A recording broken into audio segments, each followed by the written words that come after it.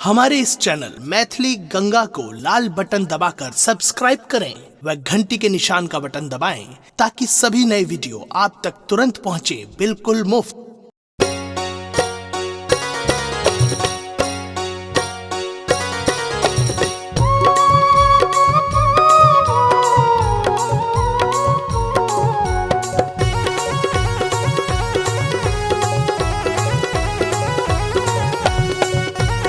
अपने सुन रहल छी गंगा कैसेट की प्रस्तुति।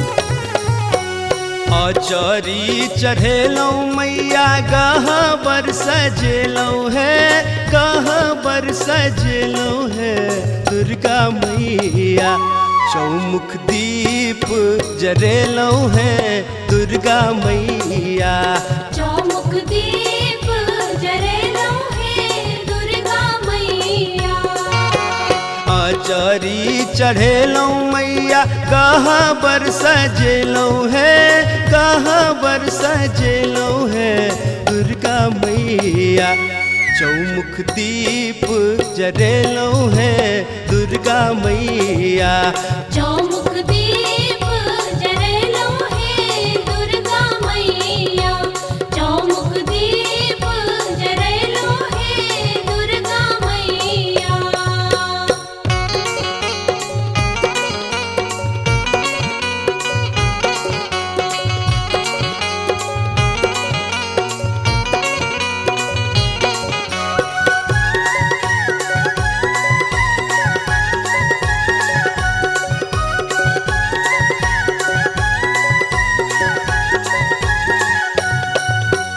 घुघरू लगेलौं मैया चुनरी चढ़ेलौं है, चुनरी चढ़ेलौं है दुर्गा मैया।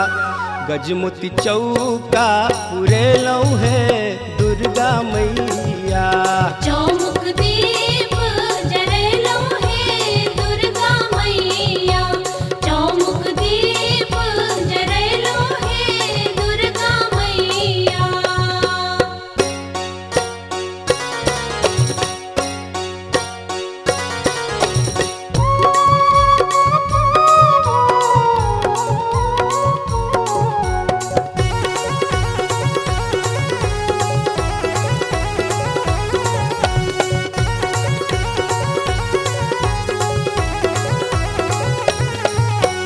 आगरा जरेलौं मैया गुगुल जरेलौं है, गुगुल जरेलौं है दुर्गा मैया। धूप दीप देखेलौं है दुर्गा मैया। चौमुख दीप जरेलौं है दुर्गा मैया। चौमुख दीप जरेलौं है दुर्गा मैया।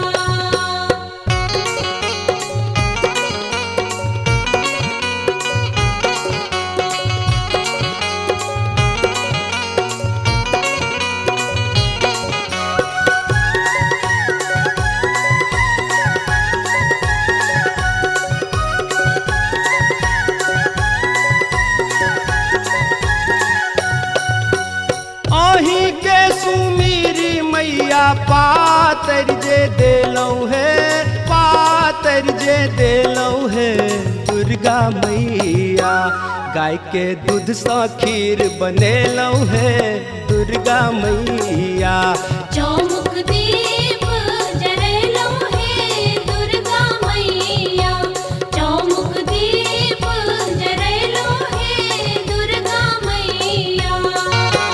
आचारी चढ़ेलौं मैया गहबर सजेलौं है, गहबर सजेलौं है दुर्गा मैया। चौमुख दीप जरेलौं है दुर्गा मैया। चौमुख दीप जरेलौं है दुर्गा मैया। चौमुख दीप जरेलौं है दुर्गा मैया। चौमुख दीप जरेलौं है दुर्गा मैया। चौमुख दीप जरेलौं है दुर्गा मैया। चौमुख दीप जरेलौं है दुर्गा मैया। चौमुख